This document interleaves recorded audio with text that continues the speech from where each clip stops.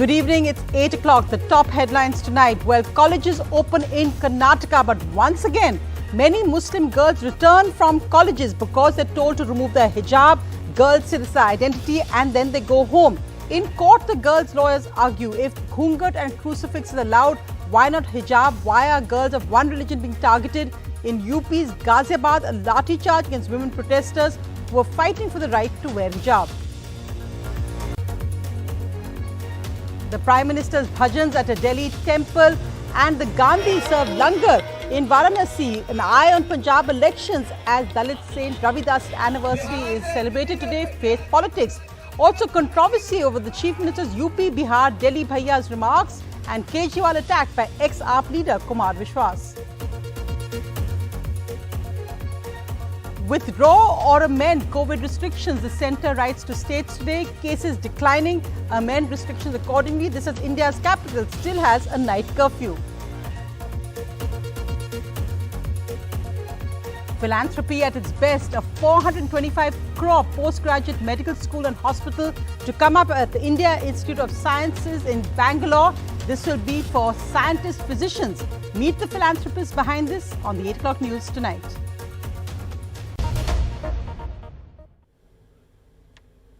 Our lead story tonight, well, the Karnataka High Court bench is continuing to hear cases on whether the hijab, a headscarf, should be allowed inside Karnataka college classrooms or not.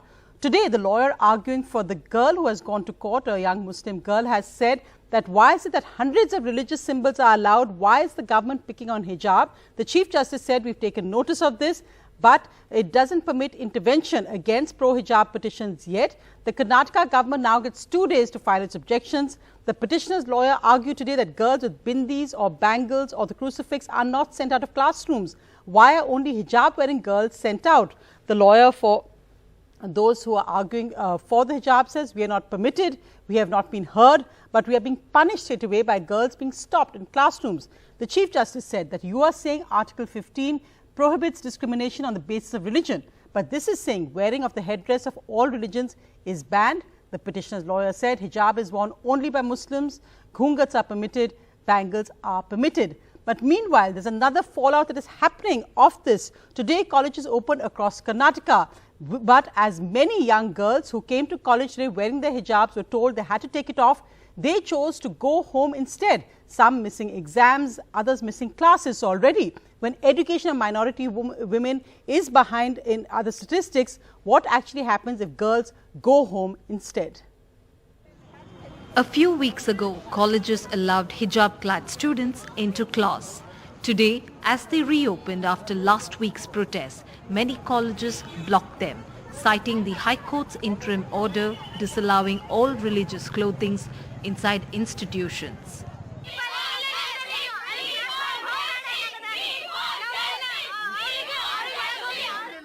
On the first day, in the Vijayapura City Government College, when students were stopped from entering classes, they made a forced entry,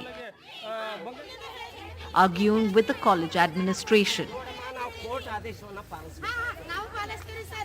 court ಆದೇಶವನ್ನು ಪಾಲಿಸಬೇಕಲ್ಲ sir. ಅವರು ನಾವು ತೆಗೆಯೋದಿಲ್ಲ ಅಂತಾರೆ. ಹಿಜಾಬನ್ನು ಅವ್ರಿಗೊಂದು separate ಕೋಣೆ ಮಾಡೀವಿ ಆದ್ರೆ ಅವರು ನಾವು ತೆಗೆಯೋದಿಲ್ಲ ಅಂತಾರೆ. Sensing trouble, the college principal informed the cops. The students were then asked to leave the premises.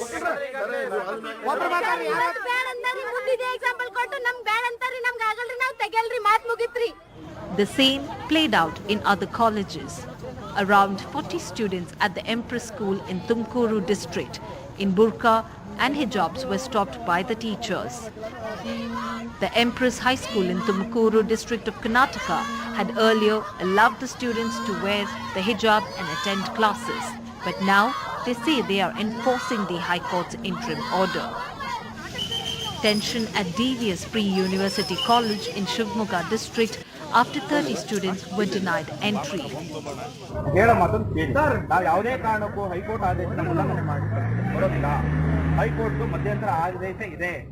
ಪಿಟಿಷನರು ನಿಮ್ಮಲ್ಲೆಲ್ಲ ಹಾಕೊಂಡಿದ್ದಾರೆ, ಅದರ ವಾದ ವಿವಾದ ನಡೀತಾ ಇದೆ.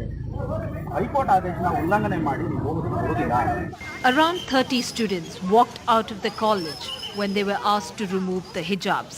The college administration says High Court's interim order says no religious garments allowed. The crux of the problem is this. Many of the colleges have CDCs, the College Development Committee, which have prescribed uniforms. But hijabs are not included in many of them. Yet colleges have allowed students to wear hijabs and attend classes in the past. But after protests have snowballed, the colleges now cite the High Court's interim order, which says the CDC's rules must be imposed. So had you allowed them to wear hijabs or burqas inside the classrooms before? Before this? Yes. So that direction, the interim order, I am Dr. Bhaskar Shetty. Towards the end, it does say the college institutions can still follow whatever you all have followed, the prescribed uniform. So why is it now? Why the change now? See, as per the directions of the Honorable High Court of Karnataka, we have decided. That's all. But students say that the administration is helpless because they are forced to follow the High Court's interim order. हम लोगों को अच्छे से बोला गया है अभी court का ऑर्डर आया है ना हम लोग क्या डिसीजन ले सकते हैं. While the High Court continues to hear a batch of petitions on the hijab controversy, many students across the state are losing out on their classes and their right to education. Now, these are the very schools and colleges that has allowed students in the past to wear hijab and attend classes. What changed? Is it just the conspiracy, or is this an agenda that's being set for the upcoming assembly polls in 2023? In Udupi, with camera person Govind Murthy, Shrija for NDTV. And investors remain cautious amid concerns on how the situation will develop. The Sensex declined 145 points today. The Nifty also fell by 30 points. Metal and banking shares have declined the most. European markets also ended mixed. Oil prices remaining steady at $94 a barrel. Well, let's go across to India, where all the action is on the Punjab elections now, which votes on Sunday. So today you had the Prime Minister taking part in a kirtan at a Delhi temple on the Sant Ravidas Jayanti, the anniversary there. So there the Prime Minister taking part in this bhajan kirtan. But it wasn't just the Prime Minister. Across UP and of course Punjab, Sant Ravidas, a very popular Dalit saint, his anniversary today, we see there the Gandhis, Rahul and Priyanka Gandhi, both in Varanasi, serving langar. They took part in the langar as well. They ate here and there. They're serving langar as well, again on his birth anniversary. Now, of course, he is a very popular saint in Punjab. In fact, the Punjab elections were postponed. They were originally meant to be on the falling today, but they were postponed exactly so that pilgrims could travel to Varanasi for the Sant Ravidas anniversary. They were meant to be held on the 14th. They postponed the 20th. And whether the Chief Minister also visited Varanasi, Yogi Adityanath. So a joint political message going out there, faith politics, both the Prime Minister, the Chief Minister, the Gandhis and all other political leaders, a holiday declared in Delhi as well by Arvind Kejriwal. Meanwhile, much controversy after a statement by Punjab's Chief Minister Channi with Priyanka Gandhi Vadra at his side, where he lashed out saying that Punjab politics is for Punjabis, not for bhaiyas from UP, Bihar and Delhi.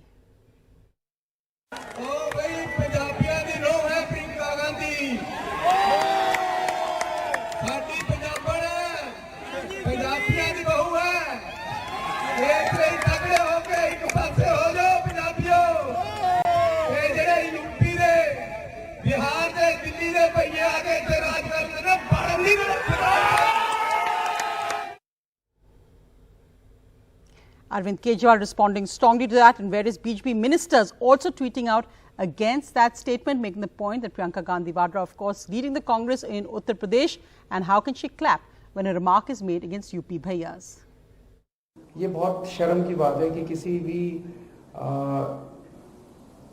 ये हमारा पूरा देश एक है, किसी भी व्यक्ति को, मेरे को भी वो काला काला काला कहते रहते हैं, किसी भी व्यक्ति के बारे में, किसी भी वर्ग विशेष के बारे में गलत टिप्पणी करना, हम इसकी कड़ी निंदा करते हैं। प्रियंका गांधी भी तो यूपी को बिलोंग करती है, तो वो भी तो भैया हो गई।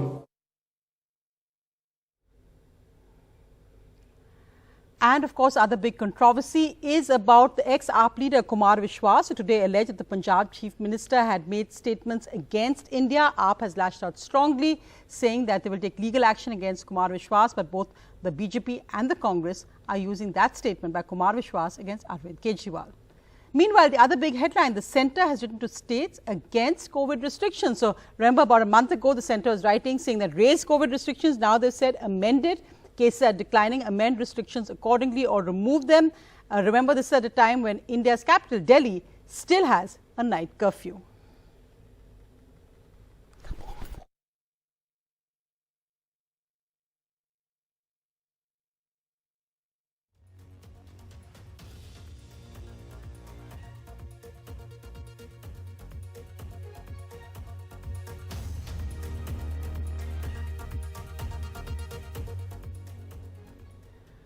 Well, let's go across now to an NDTV exclusive. This really is the big headline, and this is all about philanthropy and a donation of 425 crores to the Indian Institute of Science in Bengaluru for a postgraduate medical school and an 800-bed hospital. So meet the philanthropists behind this. I'm very happy to be joined by all four of them. The hospital will be called the Bagchi Parthasarathy Hospital, and I'm joined now by Mr. Subroto Bagchi, co-founder of Mindtree, also chairman of the Odisha Skill Development Authority. Also with me, Sushmita Bagchi, the chairperson of the Most School Abhiyan of the Government of Odisha. Also with me is N.S. Parthasarathy, Managing Director of Mela Ventures, also co-founder of Mindtree, and Radha Parthasarathy, who's retired from SBI. So congratulations to all four of you, and it really is wonderful to be reporting such positive news. So if I can begin with you, Mr. Bagchi, and all of you actually, what led to this? I mean, it really is something which is so needed at this time, at a time when we've seen just how important science is and how much our focus must be on health for everyone in the world. What led you, Mr. Bagchi, Mrs. Bagchi, Mr. Parthasarathy, and Mrs. Parthasarathy? Well, I would like to talk on behalf of all four of us briefly, and then maybe the others can join in. I think the 425 crores that the two families are gifting to Indian Institute of Science is really not the big news. The big news is that the Indian Institute of Science, which is a premier institute of eminence, is going to now veer forth into the area of medicine. Because traditionally it's been science, engineering, now medicine will come under the same roof. Now this is very important because if you look at insulin, for example, or if you look at even the COVID vaccine, it did not come from a government lab, it came from university research. And if you look at that model, if you look at Stanford, Harvard, Yale, or Oxford, it's not just government or corporate sector that actually leads to these kinds of innovations. It happens because private individuals come and join hands for institution building. And the great example of that is Sloan Kettering. It was originally Marshall Hospital, and then comes Mr. Sloan and Mr. Kettering. They write a check and then they walk away from it. So what India requires is the capability of people to join hands, not only with two institutions like corporations or government, but to join hands with institutes of eminence, IIScs and IITs of the world, and engage by having the confidence to write a check and walk away from it. But this is not about the 425 crores. Indian Institute of Science actually requires 50 chaired professors, and each chaired professor will cost 8 crores. So more people must come forward to support the cause of bringing science, engineering, and medicine under the same roof. Absolutely. In fact, I think so many important points raised there, Mr. Bagchi. And if I could bring you in as well, Mr. Parthasarathy, and then the others. Just that point on really the creation, I thought that word was so interesting, of physician scientists, and looking at how, because we've seen so much focus on how our vaccine manufacturers have really made India and the world proud at this time. But the research behind it is what's so essentially needed, and really not for profit. It's really for the public good, a global good. Do you think, Mr. Parthasarathy, we made the point that this is two private families coming together, but how do we make this a model that others can follow as well? And what do you, in this term, physician scientists, why do you think they're so crucial, the next superheroes, really at a time like this? I think, thanks a lot, Sonia, for having all of us here. I think, first of all, the cause is great, and I think we are very proud and privileged to be part of Indian Institute of Science. Sometimes I keep thinking that Indian Institute of Science is the world's best kept secret within India. The kind of work that they do is just amazing. We were completely blown away being a few kilometers away from IISc in terms of looking at their nanosciences lab. So that's point number one. Point number two is, If you look at the examples that Subrata gave about the vaccine or any future healthcare in terms of precision medicine, it requires the combination of basic sciences, engineering and technology, and medicine and clinical sciences coming together. And I believe that by Indian Institute of Science embarking on this journey, I think will ensure that in the future, India need not be dependent on the external world in terms of taking care of healthcare for all Indians in the future as well. I think that is what we are proud of, and that I think it's a privilege for all of us to be able to associate it with an institute like Indian Institute of Science. Mrs. Bagchi, if you could come in on this aspect as well, that health being the main focus for India. I mean, it's always often, you know, when we look at donations, we look at whether at temples, areas of education, but somehow hospitals and all have lagged behind. Now the whole focus on health, it's something urgently needed for India, especially when we know that it can lead so many middle class families into poverty, just paying hospital bills as well. Was that your thinking as well behind it, Mrs. Bagchi? You know, the pandemic has shown us the underbelly of our healthcare system. It has shown vast gaps. So these gaps cannot be left only to the government to fill or to the corporate health institutions to deal with. All of us must see ourselves as agents of change. And like you asked whether healthcare was always our forte or always in our minds. Yes, we used to think that there were three things like mental health, blindness, and geriatrics that we would get involved with. But during the pandemic, we thought that research is very important. So that's how we are here. And even before the pandemic, we thought that cancer should be in our is one of our concerns. So in Odisha, we built we got associated with a hospital called Sri Sankara Cancer Foundation, and that institution is coming up along with Karuna Shrey's palliative care. And it's really wonderful because, I mean, just reading about the project, the fact that it brings together science, engineering, health, all in the same campus, all really in state-of-the-art labs, new frontiers in a way, Mrs. Parthasarthi. So in that sense, it's exciting, it's new frontiers, and it's also, I mean, I know that you all have said don't focus on the money, don't focus on the amount, but it's wonderful also to see Indians, as ordinary Indians, doing extraordinary philanthropy. So, Mrs. Parthasarthi, your thoughts on that? Actually, I was very amazed to go to Indian Institute of Science, meet all the professors there, see the excitement, see the energy they bring into the process, and the need to go forward and help India. So this is very much needed for us. We were actually in line with their thinking, very much a shared vision of the professors in the IASC. And it was also our idea to help education and the hospital.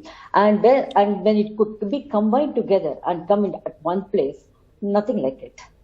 I know, and I think really this, when we talk about legacy, this is a fantastic legacy to create in a sense, Mr. Bagchi. Final thoughts really on that aspect. You know, when we keep reading about Indian CEOs going global and the new pointers, so many of them say we left India because we just couldn't do the research we wanted here. And really it is institutes like IISc and perhaps the freedom that private funds give that can perhaps create that environment here in India for people to come back maybe.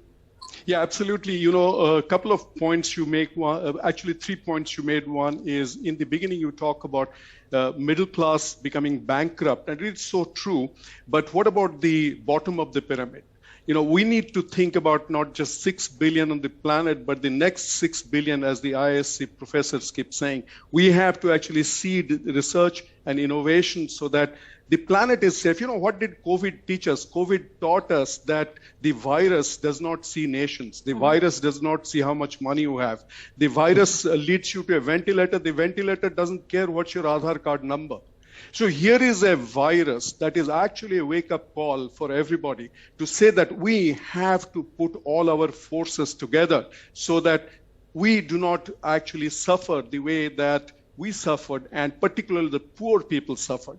So the other point that you make is about international collaboration and attracting top-notch talent. top-notch talent and the brain drain, particularly medical and scientific brain drain, has happened because they didn't have platforms like IISc. Now, this again brings out the important thing that this is not the 425 crores that will make the difference. All of us need to engage. Like I would again reiterate that we need 50 professor chairs in the Indian Institute of Science, and there is an Institute of Medical Sciences inside which this hospital will be nested. So we all Indians capable, all people with whatever little money you have are capable. This is a great opportunity to come and join hands to secure the future of the next 6 billion people on the planet.